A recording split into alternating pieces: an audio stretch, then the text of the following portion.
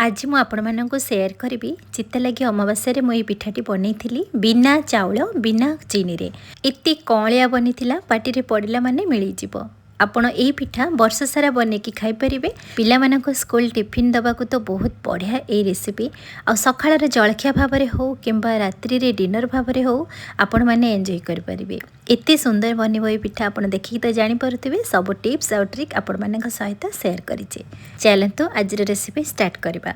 मुझे गोटे पैन नहीं मु 2 ग्लास गरम क्षीर नहीं क्षीर को मु पूर्वर गरम करके रखी तो मुझे क्षीर नहीं आपड़ चाहिए नॉर्मल क्षीर नहीं पारे। एबे मु सेथिरे 3 बड़ चामच मेट देइछि अमूल पाउडर जोटा कि टिके टेस्टी बनवा पाई आउ 3 चामच मु देइछि एठी कस्टर्ड पाउडर जोटा कि मार्केट रे इजीली मिल जाउछि। मु भानिला कस्टर्ड पाउडर देइछि आपणक मन पसंद रे जे कोनसी फ्लेवर रे मध्य देइ परिबे। जदि कस्टर्ड पाउडर नाही तो आपण स्किप करि परिबे। खाली अमूल पाउडर मध्य देकी बनै परिबे। नॉर्मल मु मिल्क बनैबिनी टिके टेस्टी वाला मिल्क बनैबी जोटा कि पिठा सहित खाइबा पई बहुत ही टेस्टी लागिबो। एबे हमें सब जिंस को भल से मिसई नबा जेमिति क्षीर सहित अमूल पाउडर कस्टर्ड पाउडर भल से मिसी जिवो। आउ एथिरे हमें चीनी बिल्कुल भी यूज करबानी बिना चीनी रे बनेबा। एबे चलंतु गैस चूल्हा रे फ्राई पैन को बसैबा आउ गरम करबा। एटा जल्दी बनी जिवो जेहेतु हमें गरम क्षीर प्रथमरु नहीं चंती। आपण जदि प्रथमरु कंचा क्षीर नेबे ताहाले आपण टिक्के टाइम लागिवो क्षीर को भल से गरम करिवे तापरे बाकी जिंस को मिसेबे। तो ये भल से मिसई सारापर मुझे अल्प गोटे चुटकी पाखापाखि गुजराती पाउडर देइछि। एटा ऑप्शनल अच्छी आपण चाहिए दे पारिबे नहले स्किप करिवे। पुणी आम सब जिनस को भल से मिसई नबा आउ भल से क्षीर को फुटेबा। एटी गैस चूल्हा को बेसी हाई करिवेनी स्लो मीडियम रे रखिकी आपण क्षीर को फुटेबे। सामान्य मिठा पाई मुझे देइछि 3 बड़ चामच मिल्क मेड जोटा कि कंडेंस मिल्क आम क्षीरी रे व्यवहार करिथांती। एबे हमें सब जिनस को भल से मिसई मात्र 2 ରୁ 3 मिनिट पर्यंत क्षीर को फुटेबा। जेहेतु आम कस्टर्ड पाउडर देइचंती तो बेसी समय फुटेबेनी क्षीर पूरा गाढ़ा हो आ ठंडा हो गले ना पूरा राबिड़ी भली बसीजिव। से आपण ध्यान सहित अल्प समय फुटेबे आ ठंडा हो सारा पर से बहुत बढ़िया भाव में बहलिया हो। क्षीर को आउ टिके जदि यूनिक बनवा चाहूँगी एथिरे आपण छेना मध्य ग्रेटेड करके दे परिबे। छेना दे सारा पर 1 मिनिट पर्यंत भल से क्षीर को फुटई नेबे। बस एई भाव में पतला पतला थिबो क्षीर आपण बंद करदेबे गैस को। सी गोटे अलग टाइप टେଷ୍ଟ आसीबो। किंतु मु परे छेना देइथिली जोटा कि आपनको वीडियो रे मु देखैनी तो आपनको एमदी प्लेन वाला मु कस्टर्ड क्षीर मु बनै कि आपनको देखैछि। तो यही भाव में क्षीर को भल से फुटई सारा पर आप गैस चूल्हा को बंद करदेबे आउ एई कस्टर्ड वाला क्षीर को ठंडा हवा को छाड़िबे। एबे चलंतु पिठा बनैबा। इंस्टांट पिठा बनवाई मुझे गोटे गिना पतला वाला सुजी नहीं आपण मोटा वाला सुजी नहीं पारे। तो मुझे गोटे गिना मापिकी नहीं आपण क्वांटिटी हिसाब से आपण बेसी कम करें। एबे हमें सुजी को गोटे बड़ जगार नहीं जावा जोटा कि आम पिठा बनवाई आमको सुविधा हम। तो यही भाव में गोटे गिना कि ग्लास कि कप आप गोटे माप सेट करे जोटा कि बनवाई इजी हम। तो मु गोटे गिना सुजी नहीं गली तापर मुझे टेस्ट पाई मु 2टी गुजराती को मुझे छड़ेकी दूची जोटा कि पूरा बढ़िया से एका बेले आमर सब जिनस बनीजिव। अल्प गोलमरीच मुझे देइछि भल बास्ना पाई। आ जो गिनारे आमे सुजी मापिकी नहीं से गिनारे मुझे गरम क्षीर 2 गिना मुझे देइछि। आपण चाहिए टिके हल्का उषुम क्षीर मध्य नहीं पारिबे। एबे गरम क्षीर दे सारा पर भल से सुजी क्षीर को भल से मिसई नेबे। मिसई सारा पर कभर करके आमे 30 ରୁ 35 मिनिट पर्यंत यही सुजी को आपण छाड़ीदेवे रेस्ट पाई। जेते पर्यंत रेस्ट छाड़े ना सेते पर्यंत सुजीटा बहुत बढ़िया भाव में फुलीजिव आउ नरम भी बनिबो। तो बिना चाउल जेहेतु आम बनाऊँ इंस्टांट पिठा तो आप यही प्रोसेस को आप फॉलो करंतु देखिए बहुत बढ़िया भाव में पिठा बनिबो। 30 ରୁ 35 मिनिट पर ये देखंतु केते सुंदर भाव में सुजी फुली जाइए काठुआ काठुआ हो जाइए। आम 2 गिना क्षीर देइथिले क्षीर बिल्कुल भी देखा जाऊनी सुजी पूरा फुलिकी पूरा काठुआ हो जाइए। तो एबे चलतु यही सुजी को आम गोटे ग्राइंडिंग जार नवा से ग्राइंडिंग जार सुजी को देदेबा। सुजी को दे सारा पर एठी मु नहीं गोटे गिना नड़िया कोरा जो गिनारे आमे सुजी नहीं से गिनारे गोटे गिना नड़िया कोरा मुझे देइछि। ता सहित मुझे अधा गिना देइछि क्षीर। एबे आमे सब जिनस को भल से मिसईकी बाटी आनिबा। एठी देखंतो पूरा चिक्कण करके मु बाटी आनिछि जेमिति जना पड़ोनी आपण सुजी रे बनैचंदी बोली।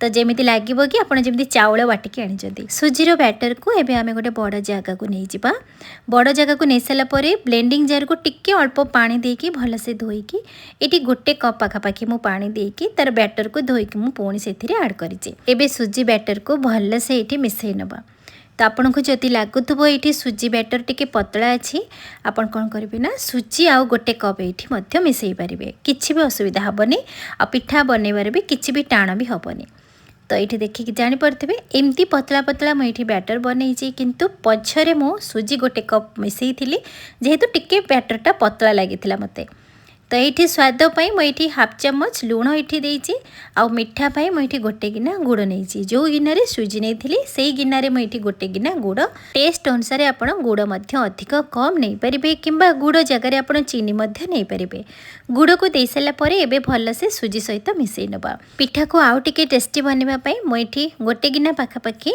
नड़िया खंड नहीं गोटे नड़िया को अधा कोरिकी मुझे आउ अधा को एमती काटिकी देती तापरे गोटे चमच मुझे देसी घी ये बहुत बढ़िया बास्ना आसब आ पिठा को पूरा कौलिया बनइब निश्चित भाव में आपड़ यही भाव में प्रोसेस को फॉलो करके पिठाटी थरे बनातु तापरे आपड़ देखिए पूरा पिठार दीवाना होजिबे एते खाइबा को मध्य टेस्टी आउ एते नरम भी बनिबो दांत नथिबा लोक मध्य खाइदेबे तो ये मु अल्प काजू अल्प किसमिस देइछि आपड़ चाहिए देबे नहले स्किप करेंगे एबे आमे सब जिनस को भलसे ये मिसई नवा एथिरे आमे खाइबा सोडा किंबा बेकिंग पाउडर किछि भी दबानी 10 रु 15 मिनिट पई आमे गोटे प्लेट को कवर करके रेस्ट पई छाड़ी दबा एठी 15 मिनिट परे देखंतु बैटर टिके बहलिया हेछि तो आपड़ टिके रेस्ट पई छाड़ी देबे ना सुजी बहुत बढ़िया भाव में फुलिबो आउ आपन को जेमिति कहितिली जदि बैटर टिके पतला थिबो ताहाले आपन आउ गोटे कप पाखापाखि सुजी मध्य एथिरे मिसई पारिबे तो यही भाव में मो बैटर को पतला रखी तो ये आमे बेकिंग पाउडर के बेकिंग सोडा किसी दबानी मुझे गोटे चमच पाखापाखि इनो देइछि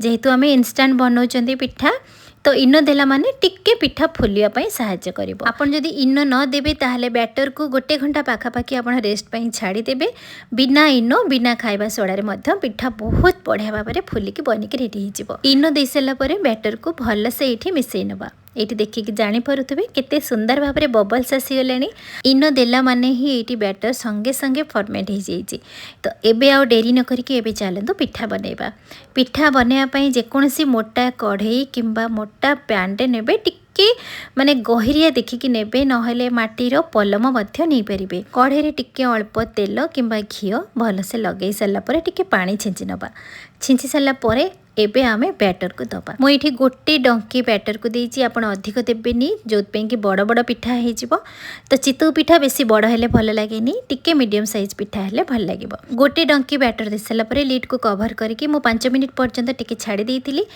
आराम से 5 मिनिट भितर देखंतु केते सुंदर भाव में पिठा बनिकी रेडी हो तो गैस फ्लेम को मीडियम रे रखिबे बेसी हाई करिवेनी कि बेसी स्लो करिवेनी एथिरे पानी छिंचिबा को भी पड़िबनी जेहेतु आमे सुजी रे इंस्टेंट पिठा बनाउछंती तो एठी देखिकी जानि परतबे केते सुंदर भाव में कौलिया तुलतुलिया हमरे नरम चितौ पिठा बनिकी रेडी हो जाइछि आ फुलीची भी नरम भी हेइछि जालीदार भी हेइछि बिना चीनी रे बिना चाउल रे बहुत सुंदर भाव में पिठा आपण घरे मध्य एमिति बनै परिबे सखाळ रे जळखिया हो किंबा रात्रि रे डिनर हो किंबा पिलांको स्कूल टिफिन मध्य देई परिबे पिठा तो धरिबा को डर लागुछि जेमिति कि पिठा भांगी जिवो आ एते नरम हेइछि माने पाठी पड़िला माने मिलई जिवो आ भितरटा देखंतु केते सुंदर भाव में जालीदार भी बनिछि पिठा जदि आपण सखाळु बनै कि जदि राति रे खाउचंती पिठा सेमिति कौलिया नरम भी रहिबो पिठा गोटे आपण मानको छिंडेई कि देखौछि देखंतु केते सुंदर भाव में पिठा बनिकी रेडी हेइछि बहुत सुंदर भाव में पिठा बनिछि आ पिठा सहित खाइबा पई आमे जो ई कस्टर्ड वाला मिल्क बनैथिले